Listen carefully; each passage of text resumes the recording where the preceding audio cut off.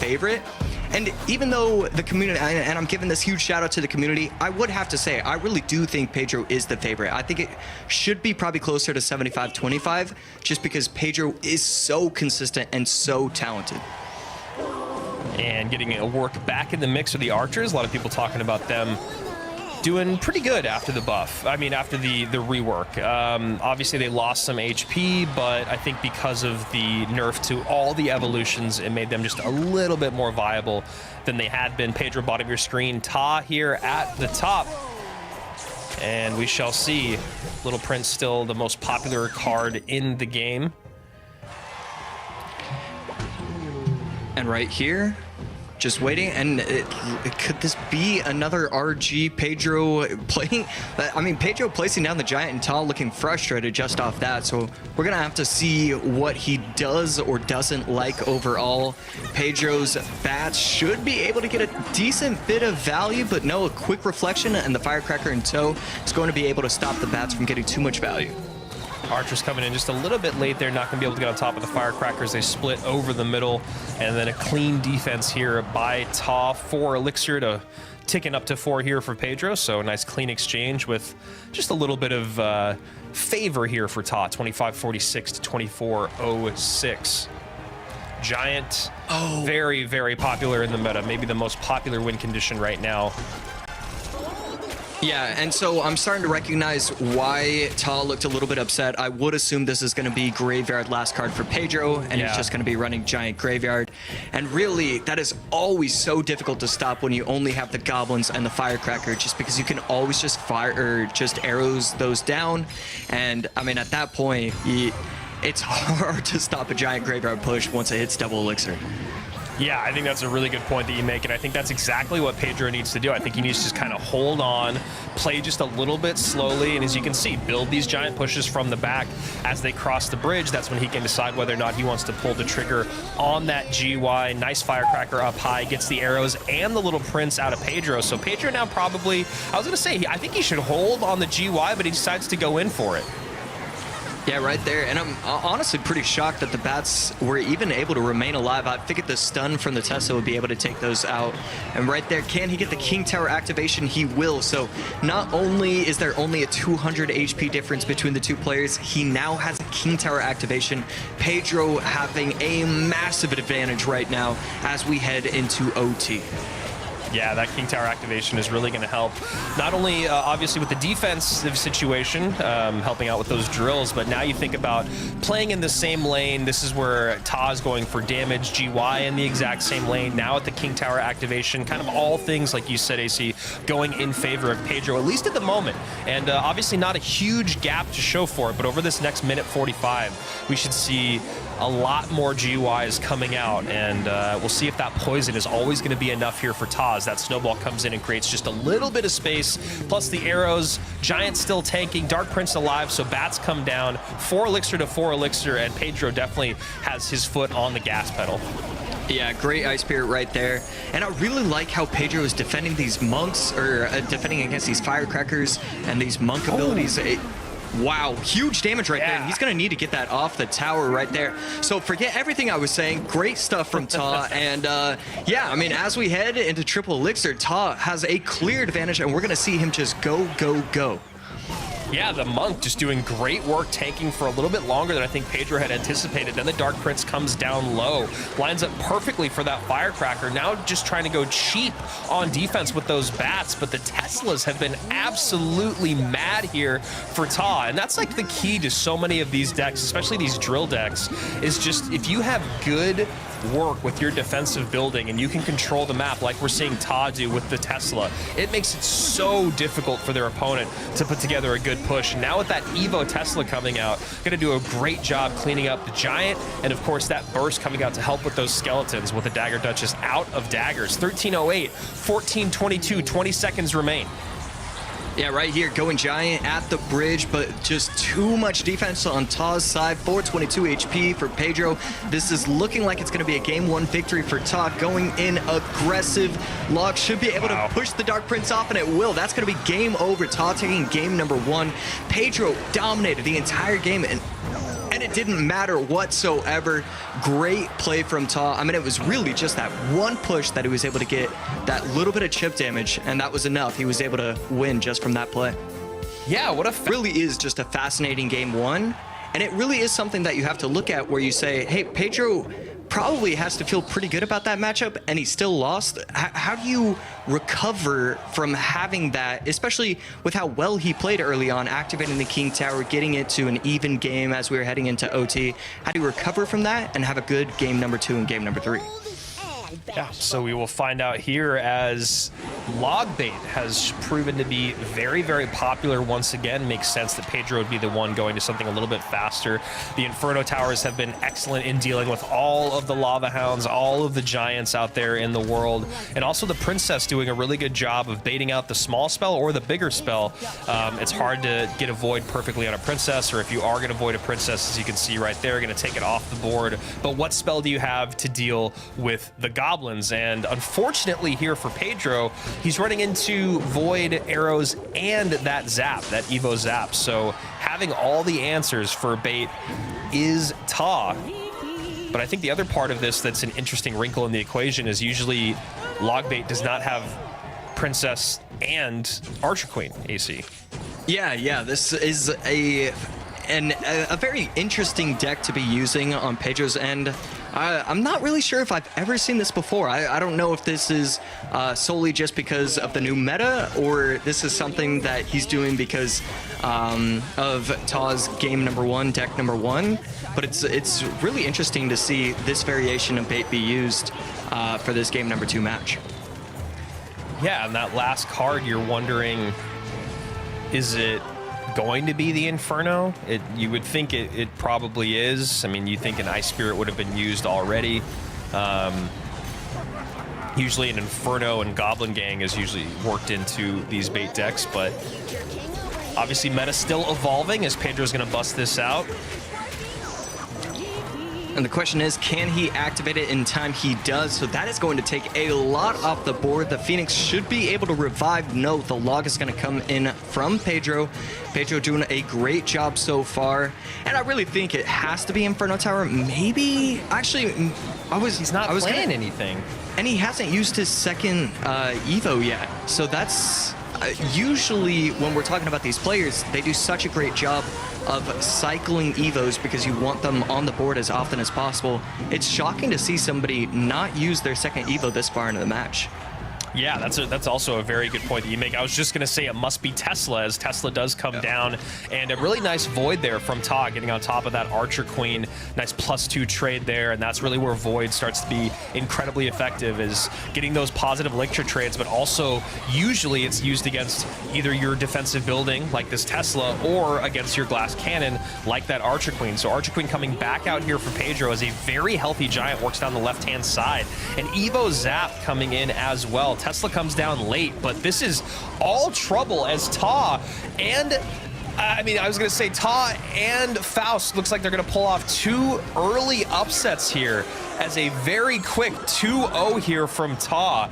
Beautiful sets from Faust and Taa to start our day. A quick 2 up, 2 down, 4 games up for Taa and for Faust. And I mean, it seems it is a massive confidence booster to be able to pull off a 2-0 sweep against Mo. And overall, RG, Fireball, Rage, love that for game number 1. Second game, Giant Skeleton, Dark Prince, Graveyard. It felt like early on he recognized how to play the matchup and just played a perfect game. So I just loved what I saw from game number 1, and I think it's his meta. I think this is Faust's meta, and he needs to he needs to do something here, and I think he can pull it off. Yeah, well, Faust had really great decks picked in that first set. Looks like Taa is going to be going to Graveyard as Faust is going to the Skies here. And this is an interesting matchup for Taa because depending on what he has to take care of this little Prince, if it's the Void plus the Miner, I mean, it's really hard to protect that little Prince enough. And then so you talk about, well, now I have to protect the little Prince and I need to have the Phoenix. So it's like I always need to have the Phoenix and the little Prince to defend. And as you can see, still takes a lot of damage, down by about 600 HP, not really up in elixir. And Faust has to be feeling pretty good about that first exchange. Yeah, one thing I'm noticing with Mortar is that even when you're able to just get solid defenses and get, one of these baby counter pushes, it just feels like you can't really build on it because you have the Phoenix crossing the bridge and then maybe you can get a Knight in as well, but your opponent can always defend with just a Mega Minion. So we're seeing a lot of Mortar, and I mean, is it having any success? It feels like Mortar is just never the move in these games. Yeah, I mean, I think it's won one of the games, and I think that was Mugi, and I know a lot of it had to do with, being able to change lanes on a dime with that Mortar, but also it's the GY, right? The Graveyard was really the X factor in that game, and it's going to be the X factor in this one as well. But the biggest thing here is how is Taa going to be able to defend? Because also with the other thing with Mortar is you were able to create such a massive offensive presence with the opposite lane or in the same lane, you'd be able to bait stuff out, but it just doesn't look like Mortar's being used the exact same way, but maybe not. Maybe we see right here Mortar does lock on that left-hand tower. It is an Evo Mortar, so that's going to be tower down, as it looks like Faust is just looking to sack that tower to make this a 2-tower game, which is actually a lot to do. He's still got 700 HP remaining, 35 seconds, and not a great way to get back on offense and not do spell damage. So Taa actually looks like he might be able to take this one relatively easily, which is kind of surprising considering how well Faust did with his very first push AC. It felt like he did the first push and then didn't really have anything else afterwards. Yeah, and one thing I have to point out is that I think that's just a really bad lava. Maybe I'm incorrect and maybe he will be able to get it off in time, but it just feels like he played that way too low. And yeah. I mean, he's not, and he's going to be able to clean it up fairly easily, so we probably would have seen a victory regardless. But I do not think with 28 seconds left, you just cannot lava in the back. You don't have enough time to make a push. Yeah, and I don't know. I mean, obviously Taa's a much better player than I am, but I just feel like when you have the miner against Lava Hound, but the barbs weren't really a factor at all, and Faust did just look a little bit uncomfortable. The other thing, though, to give Taa credit where credit's due, is he has an 83% win rate with that deck at CRL, so doing a really, really good job with that Mortar GY deck, which again is pretty much the only Mortar deck that is viable at the moment. And now Taa going to Valkyrie, which we've seen Valkyrie a couple times today. Valkyrie plus Bowler, maybe looking at Balloon. Yeah, we could see Balloon from him. Faust on the other end, going to be running Giant Graveyard, which we've seen quite a bit.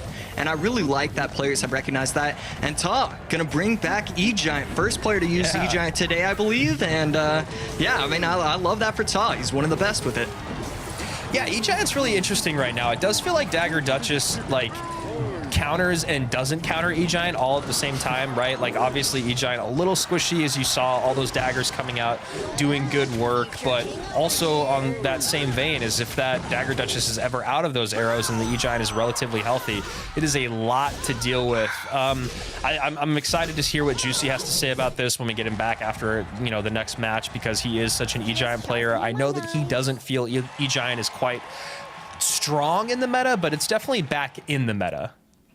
Yeah, yeah, for sure. It does seem to be pretty solid overall. And one thing I want to say is to whoever's running the replays, if we could get the 1 minute and 50-second timestamp right there, Taa placed a Valk on top of the bowler, and the bowler pushed the Valk into the Little Prince, and Taa immediately started shaking his head as I just did this incredible play. It was such a small play, but it was so brilliantly done by Taa right there. All right, well, excited to see if we can get that on the replay, because I would love to see exactly what you're talking about. I'm sure the people would at home. And Taa also very happy with that clean defense. The Evo Valkyrie pulls the Giant in, helps with the skeletons, gets the Baby Dragon behind NATO to clean up those archers, and that's a great lock here from the Baby Dragon.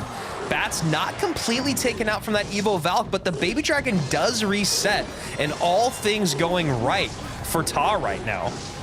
Yeah, this is going to be a pretty simple defense as well. The Baby Dragon plus the Bull are going to clean up everything nicely. We're seeing 200, 300, 400, 500. I mean, we're 500 chip damage, but he's going to have a nice little counter push. He can maybe NATO this up if he wants to.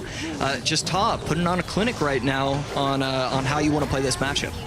And I love the Baby Dragon pick. Baby Dragon, a really annoying card to deal with right now in the meta. I feel like Void isn't a great option for it. It's hard to get your units on top of the Baby Dragon. You know, there's usually, I mean, I guess Phoenix is probably the one card that we see regularly in the meta that counters Baby Dragon. But for the most part, we're not seeing a lot of great counters to Baby Dragon. So I actually really like the pull here with that here in this E-Giant deck. And again, should be a pretty nice defense. He's going to sacrifice a little bit of damage, ends up having to use the Tornado as well, and then gives arrows value, so not a bad exchange for Faust, who's down by about 800 HP, and then add on a little bit more with the lightning. Wow. And the Valkyrie gets to tower.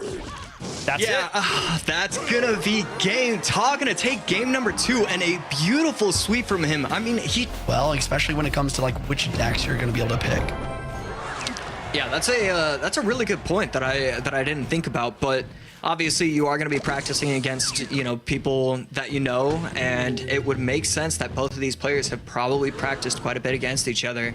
So as we head into this game, a lot of money on the line no matter what, but also the potential to just automatically get yourself a bid to the World Finals. Everything on the line for these two players. We're going to see what happens. Game number 1 underway. RGE not able to get a shot. Wow. Wait, I'm so... I don't know. Maybe I don't need a replay on that, but I mean, still, that was pretty wild that the RD did not get a shot. I was about to say, like, Moogie with a very smart Firecracker, forcing the Monk ability early so that the Royal Giant is able to get hit while the Monk is in stasis mode or whatever. But no, I mean, RG gets stuck, and I gotta stop yapping about this because we got another RG on the left-hand side. Yeah, going in very aggressive. I believe that's a Monk hidden behind it. Can it get the push off before it reaches the tower? It will. And can it get it again? It will not. Oh my goodness. Oh my gosh. I don't know if you guys saw back at home what just happened, but top of the last second Monk ability deflects the Royal Giant shot back at the Royal Giant, keeping his tower very healthy. Okay, Taa playing. I mean, as big a Moogie fanboy that I am, like, this is insane gameplay from Taa. This is just otherworldly from him. Heading into double elixir, hopefully we see more of what we've seen so far. Monk at the bridge. The ability is really late. I'm very depressed about it. I don't know why these late abilities are happening, but maybe he expected to block the bridge. I'm not sure. And speaking of block at the bridge, this Monk is blocking this Royal Giant at the bridge, preventing any damage. Fireball is going to come through and get some, though. Yeah, finally a little bit of chip for one of these players, and this is going to be a pretty decent counter push. The question is, can he get anything to tower? That Firecracker is going to get a lot of damage and just stay right outside of the range, and a huge mistake from Moogie. Can he get another shot? Not going to happen, but Taa going to take a big lead right there. A fantastic push right there. Okay, Monk ability getting some nice damage once again. Both players kind of using their Monk as their win condition versus the Dagger Duchess. I think that Taa is actually doing a little bit better job of it so far. You know, it's going to just come down to how good Taa's defense is. I think that the Royal Giant has potential to get a lot of damage, but really it's in Taa's hands, because if he has perfect defense, he's going to be able to get that damage lead and hold on to it.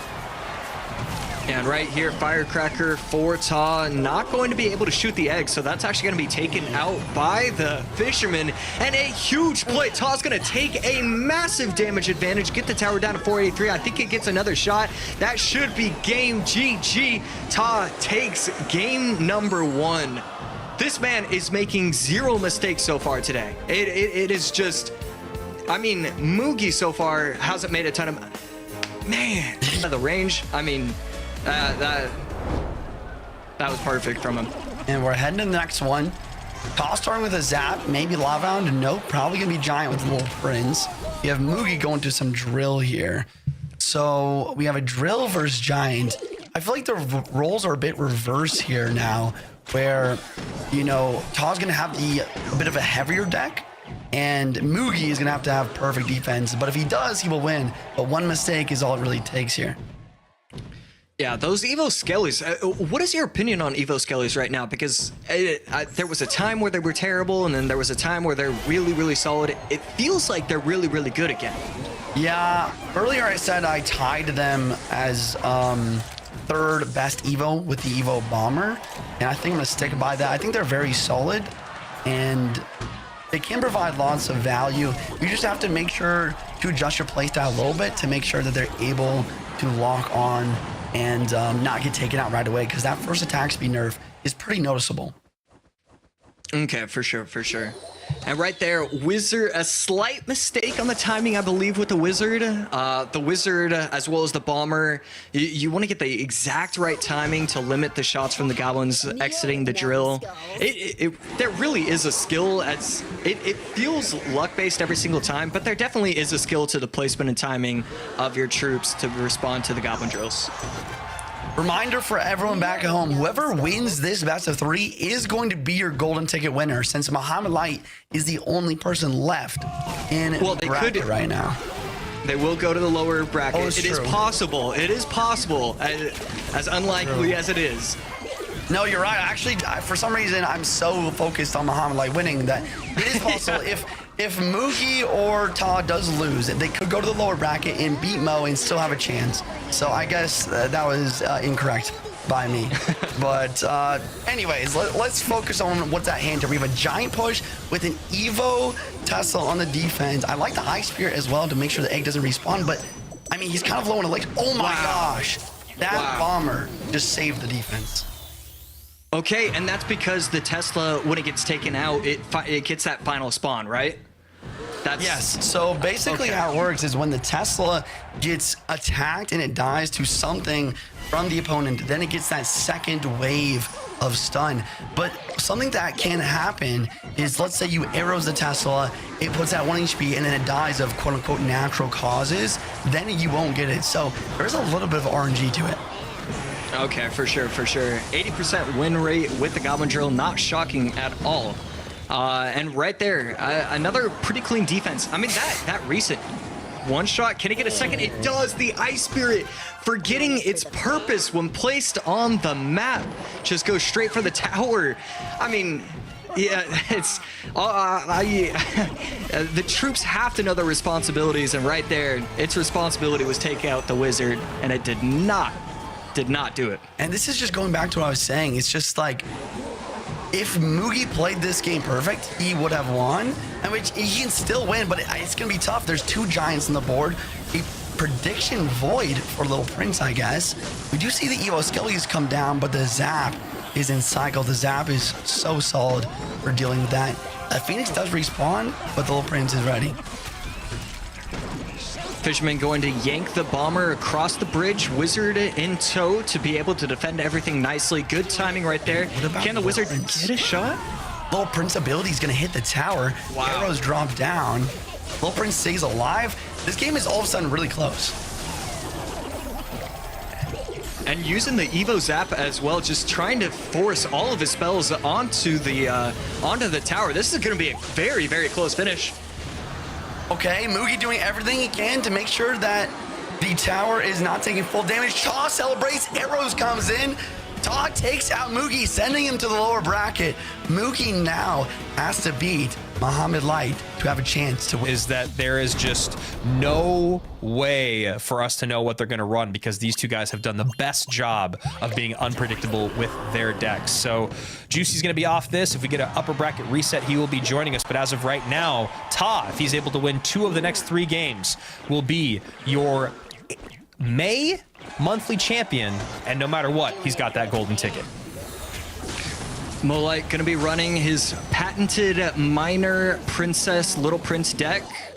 On the flip side, it looks like Taa could be running just a giant.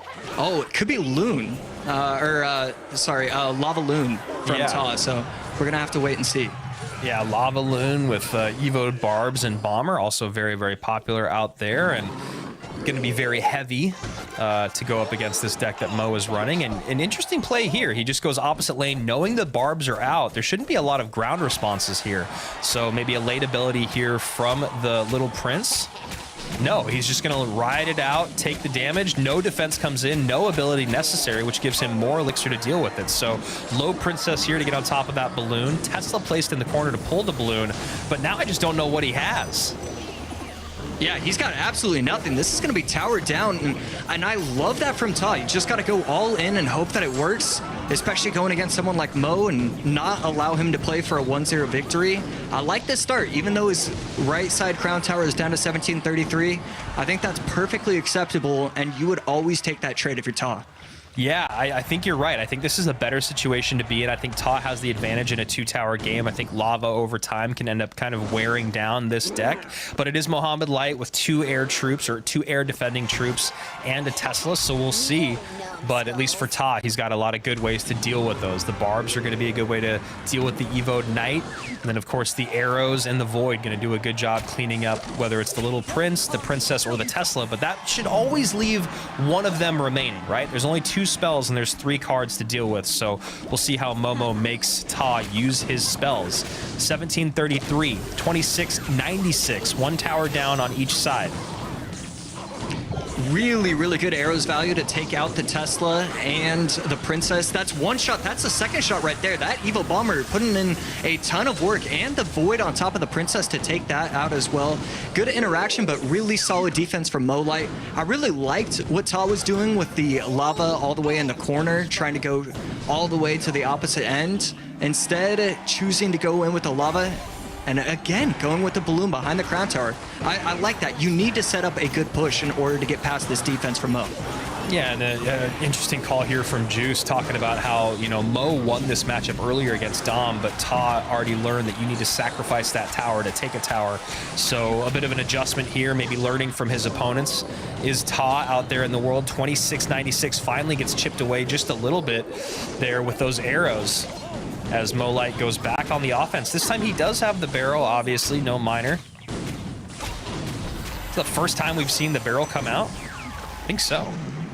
Yeah, I believe so. And right there, I mean, I like that Taa's trying to set up a push, but Mo Light is just putting the pressure on, not allowing him to do anything. It's just consistent barrel plus Knight in the middle, and you are not going to be able to take out that back Goblin, getting the tower all the way down to 595. This is the push. I know, and he keeps playing that last-second Knight, maybe making Taa think, I don't know if he's going to play it this time. And every single time he plays it last second, baits more elixir out of his opponent or makes his opponent take more damage. And there you go. This time doesn't spend the Knight. Get Bomber completely counters it. 595 to basically 2 untouched towers. Misses 1 Princess, hits the other one, and you can see there Taa is already, it looks like he's turning a little bit red, head in his hands, nothing there to defend those goblins, and Mo Light just dominating this. Instead of the Princess Tower, it really feels like just troops are so much better than spells at this point right now in this meta. Yeah, that's a really Meg. I think that's something that we've talked about in the past about how, you know, sometimes it's troops, sometimes it's spells, but most of the time you're going to want to probably get more troops out. But when you look at the way that Mo's done it, it's like religion, you know, and you're 100% right, AC. He did not play that poison at all. At least when there was a minute remaining in the game, he still hadn't played it. So I don't know if it was, I can't remember if it was a question mark at the very end or if he put one in for, you know, just the last bit of love on the tower, but I don't think so. And so looking at it, I think for the 3rd time today, yeah, he never played it. For the 3rd time today, Mo has won a game and not played one of the cards in his deck. Well, that's Mo. Game number 2. Getting aggressive with his guards RG push, and that's going to be tower basically down. This guy doesn't make sense, man. Like, you talk about levels in this game, and Taa is on that level, right? You look at him and you're like, oh, wow, look, a monthly final where there's a player that has not lost a game. That's someone that's on the level of Mohamed Light. He's here for a reason. He's competing well against some of the best in the world. And then you just look at Mo when he goes GOAT mode, and it's just, it's unbelievable. Yeah, I mean, Taa will have technically an opportunity to come back. He does have the Royal Recruits plus the Lumberjack Ram Rider, so Battle Ram, so he can make good pushes that can put Mohamed Light in uncomfortable positions. But But yeah, grasping You're at like, straws right now. I mean, you're just basically like, Taa has cards, and and cards can do damage. Hey, look, and I don't disagree with you. We'll just see if they can do enough damage to take any towers here from Mo as he gets this Evo'd RG across the bridge. A little bit of Rage Love in there. Guards right behind to help pick up this Lumberjack. And a good amount of damage is going to come in. Not going to take the tower, but, I mean, 1188 on one, 388 on the other, and 2500 is Mo's lowest tower with 2 firecrackers stacking up and a monk. I can't even, it sounds like I'm talking trash right now, but I'm just trying to call the game as it's happening, but it's so dominant. Yeah, exactly. And right here, left tower should go down to the one guard. Can it get that last swing? It will. Are we going to see Molite get aggressive? And we will. Yeah. That's going to be a second tower down. He might give up his left tower, but that's A-okay. And that's going to be a 2-1 victory, a 2-0 set sweep for Molite. And we are going to a bracket reset. Once again, the upper bracket reset, the 3-man cast, AC being wrong in predictions again. Everything is going right for Mohamed Light and for, I guess, for me. If you guys are watching, make sure you go to event.supercell.com. But it might be too late to get some predictions for this round, but get yourself some free rewards for watching the stream. Yeah, absolutely. Free rewards going to be happening every single month as we see Taa come out with Drill here early on. Molite with some Gobs and a Log. Goblins maybe going to be just a little bit more popular than Skeletons because they survive to the Void as Mo comes out with a Princess here. I'm pretty sure Mo swapped the goblins for maybe skellies or something. I think he was running skellies earlier in the day and now is running goblins. And it just seems so much stronger because he can protect himself in the void. Yeah, I'm wondering though, what is the other evolution? You had Evo Skeletons before, and it looks like he's gonna have Evo Knight instead. Evo Knight with Evo Tesla. Yep. So changing things up just a little bit here is Momo, who's been kind of doing that all day. We've seen the Princess Minor Poison deck, we've seen the Princess Barrel deck, and now we're seeing another version of like a classic bait deck, but obviously with Little Prince, Princess, and then we're putting in Goblins instead of Skellies or Ice Spirit or Goblin Gang. So just very small adjustments to the decks that Mohamed Light have run to kind of evolve with the meta. And that's Pick up there. Yeah, there's that quick reaction time I'm talking about. If you're hovering the card and you're extremely quick, you can stop the Princess, but you have to have cat-like reflexes. I know. I'm always sitting there doing it. I'm always hovering. I'm like waiting for them to tick the 10, and then they'll wait for that one wasted elixir and me to like stop paying attention for half a second and then drop the Princess. It's not an easy grab. And you can see Mo was actually impressed that the Firecracker was able to pick up his Princess, not allowing it to get the shot. And then Mo did try for the King Tower activation, wasn't able to get that.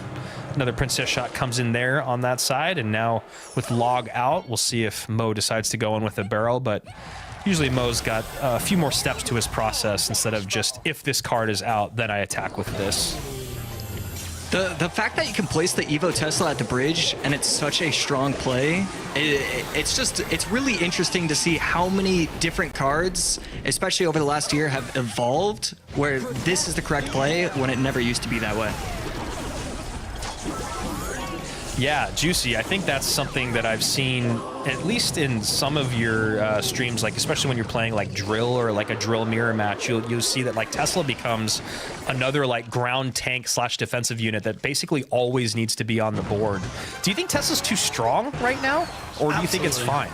No, yeah, I think that Tesla needs a nerf.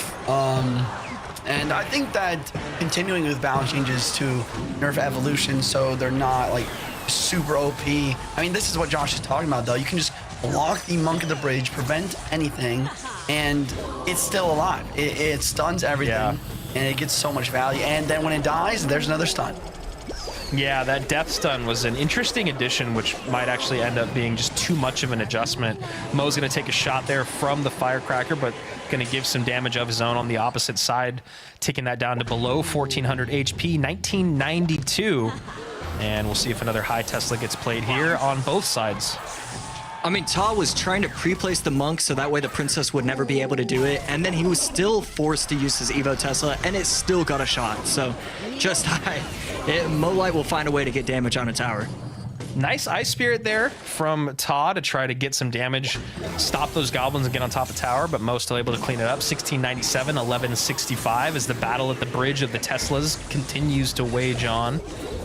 Here comes a Goblin Bill right now at the bridge as we head into triple elixir. Mo with another poison cycle as well. Taa needs to be aggressive with his drills plus poisons, but the Evo Tesla cycle already with the log prevents any damage whatsoever. And Taa, once again, quick enough with the guards, but here's the barrel. He has log. I mean, solid defense, but Taa doesn't need good defense. He needs damage. Excuse me. Yeah, that's a really good point that you make there, Juice. I'm sure feeling the pressure, knowing that his opponents is starting to get that spell cycle in and being down as much as he is in damage, every single time it mounts so much pressure, and you can see he's still not going to get anything from the goblins, both going to send out poisons, and Momo just trying to stay on the offensive. Good catches, though, with the Princess from Taa. And right there, Monk finally able to activate within the tower range. And that's This is big. Yeah, that's going to get the game a slightly closer. Can one of these goblins, can the Firecracker get on top of the tower? Oh, I think they did. The log comes in, takes care of the Princess. 506, 493. Wow. My goodness. My goodness. Wow. The 14 HP save. 13 HP save there from Mohammed Light. Oh my goodness, Taa! I think we'd be seeing quite as much coming out of them. Yeah, going back to what you said about having to track multiple cards, I think that Mohammed Light is almost always having like two win conditions, or a win condition, but also a secondary win condition in his deck. I mean, he's using Mortar Graveyard today. He's using Princess plus Miner, Princess plus Goblin Barrel. It seems like he always has more than one way to win the game. You know, even Giant plus the Evo Bomber. Like, there's just so many different avenues that he has to win. I think that's something that's setting him apart a little bit right now. Yeah, that's a really good point that you make, and I think it adds to the conversation of why he's won numerous games today without playing his win conditions. So we see, or one of his win conditions, I should say. So aggressive E-Giant at the bridge when he sees the Skeleton Dragons coming out, immediately knowing his matchup, gets the NATO on top of that Inferno Dragon, pulls everything together along with the Skelly Drags, but a defensive Void comes out here for Taa. Juicy, I mentioned it before. What are your thoughts on E-Giant right now? Why is it more popular, but why don't you think it's like in the top 3 or 5 win conditions? Honestly, I think it's a Void. I mean, you might think that Void would be good when paired with the Electro Giant, but you never get damage on tower like you do with a Lightning when you're using Electro Giant. And then on the other hand, we just saw it, the Void used on defense versus E-Giant can be very strong. And I mean, wow, look at this damage trade. Is Mo going to be able to get enough damage to make this? I don't think so. Yeah. Wow. So as somebody who is a decent lava player, you have to be super careful. If you're going to go lava, then Loon behind, you cannot play a 4 elixir troop right behind the Loon, because they are always going to try and protect it with the E-Giant. You have to space it out, where they have to choose the NATO to NATO the Loon to the King Tower, or to NATO your Inferno Dragon or Skelly Dragons into the E-Giant. And right there, he played the Skeleton Dragons right after, and that's why the E-Giant was able to take him out. Makes sense. Okay, we have another lava hound push here. Sorry, Andrew, go ahead. No, that's good. I was just going to say, so a little bit of a mistake there, if you will, but still, Taa in the lead as of right then when I was speaking, but Mohammed Light able to take his tower. Lava Hound on top of the tower, but Lava by itself with that Phoenix help. Not going to do a ton. 1876, 2352. Gentlemen, how are we feeling about the matchup here in this 2-tower game? I'll let Josh take this one. Yeah, at this point, I would assume that the advantage goes to the Electro Dragon, but I mean, really, if he gets off a decent push, I don't know. I'm going to change my answer, because I haven't really played a ton of lava against E-Giant, and the Void changes everything. I'm going to say the advantage goes strictly for the for Taa's side. Yeah, I think that makes sense. So going with the E-Giant at first, but then swapping over to Lava. And as of right now, it looks like you guys are both correct. Mohamed Light having a very difficult time defending. Skeleton Dragon on top of the tower. So those Evo Skellies actually distract the Inferno for just long enough, but it feels like with all the Elixir on the board right here, Mohamed Light is in a good amount of trouble. And finally, I think we're going to see Taa take a game off of Momo as we go into the final match of the entire day, the final game of the entire day. It's all for this, a best of one to see who walks away with that $17,000. And does Taa actually win his $8,000 in the first 2 months if he gets second place? But Taa also looking a little bit more confident, a little bit less bewildered now going into this final game, this best of one, where we're seeing Barbs out early, but guys, no Lava Hound available. Interesting. All I gotta say is my boy only needed one, so he's ready now. Yeah, you cannot forget that Josh predicted Taa to win this match, and honestly, we were all making fun of him before, but if it's very possible. I mean, Taa looks to be back in fighting form. We have Molai at the bottom here with the Evo Mortar, as well as an Evo Wizard, and Taa with a giant Graveyard Barbarians variation. But once again, Molai just starting off the game, like taking over like 1,300 damage. I mean, this is brutal. I don't understand. When I play Mortars that early on in games, they never do that much damage. But whenever Mo plays Mortars early in games, they always seem to connect. I don't know if that's the Mohamed Light effect or what, if he's doing something, if he's adding another layer in there, but I just feel like people are so concerned about what else Mo's doing that the Mortar ends up being like the last thing on their checklist to do, but it always ends up stacking damage. I think the other big thing to think about here is just the fact that the Wizard gets so much value in this matchup. It takes out the Little Prince, the Barbs, the Bats. It takes out the Night Witch. And guess what? Taa does not have a big spell. This is Giant Graveyard. It's very known to only have 2 small spells. This Wizard is the winning card for Mo here. Yeah, and this you is gonna know be that he has to go surround. Yeah, sorry, AC. Is that what you were going to call it? I feel like we both were. Yeah. I mean, you just can't surround the Wizard like that. The well played coming out from Taa. I mean, this game is over just like that. Wizard winning a golden ticket, winning $6,000. When's the last time that's happened? Never. I'm sure it's never happened before. Yeah, that is a first time for everything situation here at CRL. And I mean, I don't think they could have been more perfectly drawn up with the way that you were calling it, Juicy. You were talking about the Wizard's value. He plays it over the middle, offset to the left, cleans up the Night Witch, helps with the Giant. Like you said, it's going to be a good matchup against the Bats, good matchup against the Little Prince, but this is the Evoed Wizard we're talking about. He pops the ability early from the Monk, which allows the Wizard to get up higher, and then the Barbs have to surround the Wizard. I mean, you knew it was coming from a mile away once you saw the Wizard in the center of the board just completely controlling the game, but there was nothing Taa could do about it.